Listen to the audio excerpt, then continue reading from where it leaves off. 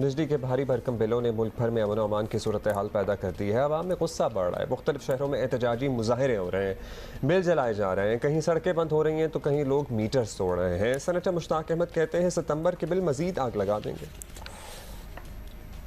आज के मीडिया में खबर है कि मौजूदा निगरान हुकूमत ने कहा है कि सितंबर के अंदर जो बिल आएंगे उसमें फ़ी यूनिट 90 रुपये होगी। तो मैं आपके तवज्जुह से आवाम से कहता हूं कि वो डरने के लिए तैयार हो जाएं और सितंबर के बिलों के लिए तैयार हो जाएं जिसमें 90 रुपये फ़ी यूनिट उनको बिल यानी कि ये जो बिल अभी आए हैं अगस्त के महीने में, ये सितंबर में डबल हो जाएंगे। ये सितंबर में डबल हो जाएंगे। ये खुद आज उन्होंने कहा है हाँ। कि 90 रुपीज़ पर यूनिट जो हैं सितंबर के बिल जो हैं लोगों के पास जाएंगे।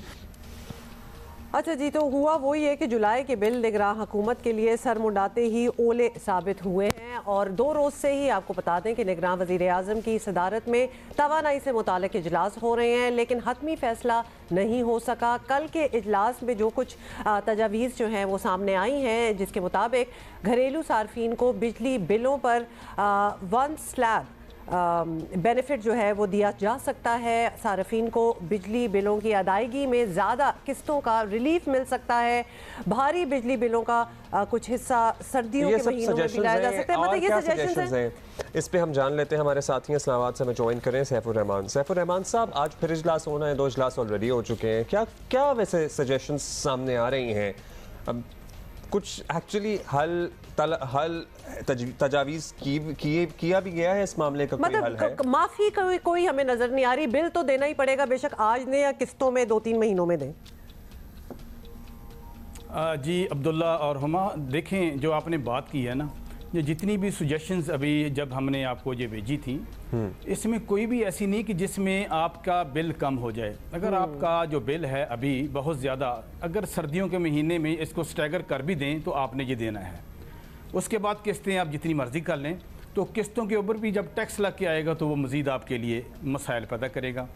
और इसके अलावा जो टैक्स हैं, बल्कि टैक्स तो नहीं है, टैक्सों की भरमार है, 6-7 किस्म के टैक्स हैं, उसमें कमी करें तो इनके हाथ बंधे हुए हैं कि हमें IMF से पूछना है।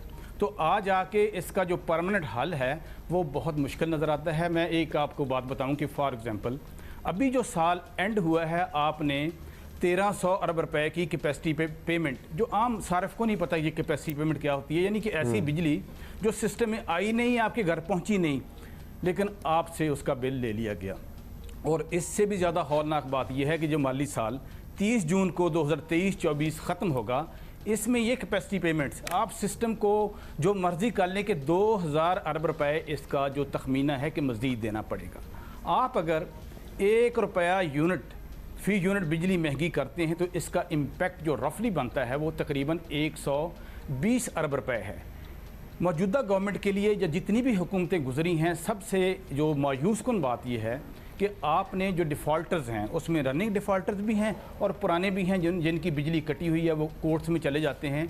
ये कई सालों से चले आ रहे हैं। आप सुनकर हैरान होंगे कि इनकी तरफ तकरीबन 14 से 1500 अरब रुपए के बकाया जाते हैं। गवर्नमेंट नहीं ले सकती इनसे, लेकिन जो बिजली आपने महंगी की है, 22 जुलाई 2022 को आपने 7 रुपये 91 पैसे बढ़ाई थी कीमत, और अभी आपने मज़ीद जो 1 जुलाई से 7.5 रुपये तक बढ़ाई है। तो इसका भी जो इम्पेक्ट है मजमूई तौर पर जो बोझ आएगा माली साल के एंड तक, ये मजमूई तौर पर भी तकरीबन 1500 अरब रुपए बनेगा। बेसिकली जो प्राइवेट और सरकारी कंज्यूमर बिल नहीं दे रहे हैं, उनकी वजह से जो डेट जमा हो रहा है, उस डेट को फाइनेंस करने के लिए जो बैंकों से कर्जे लिए जा रहे हैं, उसका इंटरेस्ट भी हमसे ले रहे हैं, वो डेट भी हमसे पूरा कर रहे हैं। ऑलरेडी जो बिल दे रहा है कंज्यूमर वो मर रहा है। अब मुझे ये बताइए, क्या कुछ ऐसी तजावीज़ भी हैं ज़ेरे गौर, या नहीं ये बहुत दूर की हम लेके आए हैं कौड़ी, कि भाई जिन इलाकों में लाइन लॉसेज हैं, जिन कंपनियों में लाइन लॉसेज हैं, जैसे पेशावर की कंपनी है जो पूरे खैबर पख्तूनख्वा के मामला देखती है, ऑलमोस्ट 35% वहाँ पे लॉसेज हैं, बिजली चोरी होती है या ज़ाया हो रही है, जो भी हो रहा है उनका खमियाजा उसी इलाके के लोग भुगते हैं। ये जो खमियाजा है पंजाब का कंज्यूमर या एल्सवेयर का कंज्यूमर क्यों भुगत रहा है? वो भी बिल पंजाब से क्यों लिए जा रहे हैं? या सखर में अगर लाइन लॉसेज हो रहे हैं तो बाकी सखर वालों से पूरा करें फिर। देखिए, ये जो बात है अगर आपको समझ आ रही है तो ये पूरे का पूरा एक 15-20 बंदों का टोला बैठा है, जिसमें एक सेक्शन ऑफिसर से लेके CEOs तक पता नहीं कितने अदारे हैं। ये बड़ी सादा सी बात जो आपने की है, इसकी ख़राबी मैं बताता हूँ। ये है कि मुल्क में जो टैरिफ है वो यूनिफॉर्म है। ये यूनिफॉर्म क्यों है? ये सारे का सारा जितना भी किया धरा है, जो आपके जितने भी ये पॉलिटिकल फिगर्स हैं, इन्होंने असम्बलियों से ये सारे के सारे बिल पास किए हुए हैं। क्योंकि जब हेस्को में वो अपने जो जितना भी उनका नुकसान होगा नहीं देंगे, तो जाहिर है वहाँ के जो भी खड़ा होगा कौमी असम्बली में उसको वोट नहीं मिलेगा। पॉलिटिकली इन्होंने इसको यूनिफॉर्म करवाया गया है। जाहिर है जब एक बंदा 40 रुपये नुकसान करता है, मैं इस्लामाबाद में बैठा हूँ, ISCO का बिल मुझे देना चाहिए, लेकिन मैं इस्लामाबाद में बैठा हुआ, मुझे पेस्को का, हैदराबाद का, सखर इलेक्ट्रिक पावर कंपनी का और कोयटा का वो मुझे देना पड़ता है। सबसे बड़ी खराबी ये है कि मुल्क में जो टैरिफ है वो यूनिफॉर्म है, जो नहीं होना चाहिए। क्योंकि कंपनी को पता है, हेस्को के CEO को पता है, कोई मसला नहीं है कि अगर टैरिफ बहुत ज़्यादा है तो उधर फैसलाबाद वाले बैठे हैं, इस्लामाबाद में सारे का सारा अच्छा, एक और कोई नहीं करेगा ना इस तरह। बिल्कुल एक और प्रॉब्लम, लेकिन उसमें हम टू मच नहीं जाएंगे। हम सिर्फ will put it out there. दुनिया में चॉइसेस होती हैं कि आपने अपनी बिजली कौन सी कंपनी से लेनी है। हमारे यहाँ वो भी नहीं है। We have a sort of a monopoly here कि जो बिजली मिल रही है आपको वही लेनी पड़ जाएगी। दूसरी बात ये ताजर बरादरी जो है हमारी, they will never see sense. Day light को आप यूज करें, शाम को आप बंद करें।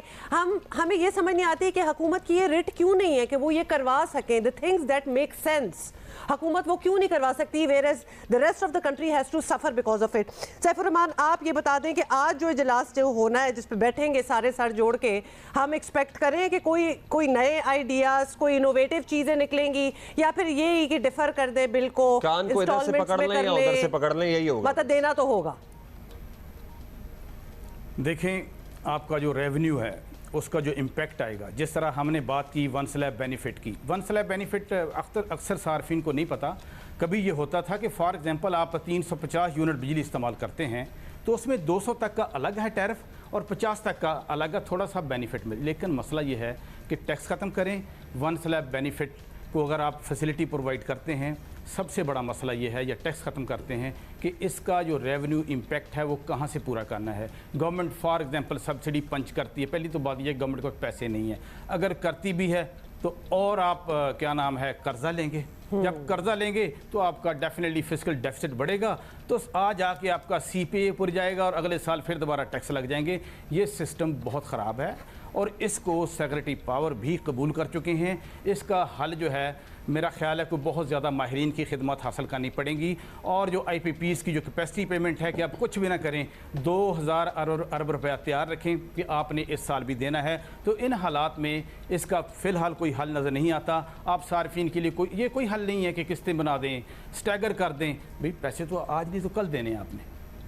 ऐसे ही है। बहुत शुक्रिया आपका सैफुर रहमान साहब। कैपेसिटी पेमेंट के मसाइल हैं, यूनिफॉर्म टैरिफ के मसाइल हैं, मतलब कितनी ज़्यादती है अपनी पॉलिटिकल माइलेज के लिए। अगर मेरी बात सुने, पेशावर वाले को ये पता होता कि मेरी यहाँ से रिकवरियाँ नहीं हैं और मेरी यहाँ से क्योंकि रिकवरियाँ नहीं है इसलिए ज़्यादा लोगों को मेरे ही इलाके में टैरिफ देना पड़ेगा, तो शायद लोगों में भी सेंस आती और वो भी मेहनत करता रिकवरी करने के लिए। जब आपको ये अश्योरिटी होना कि नहीं सारा बोझ इन पे नहीं आएगा, उधर हैदराबाद सब पे बराबर बोझ आएगा तो देना पड़ेगा, जो मर्जी कर लेते हैं।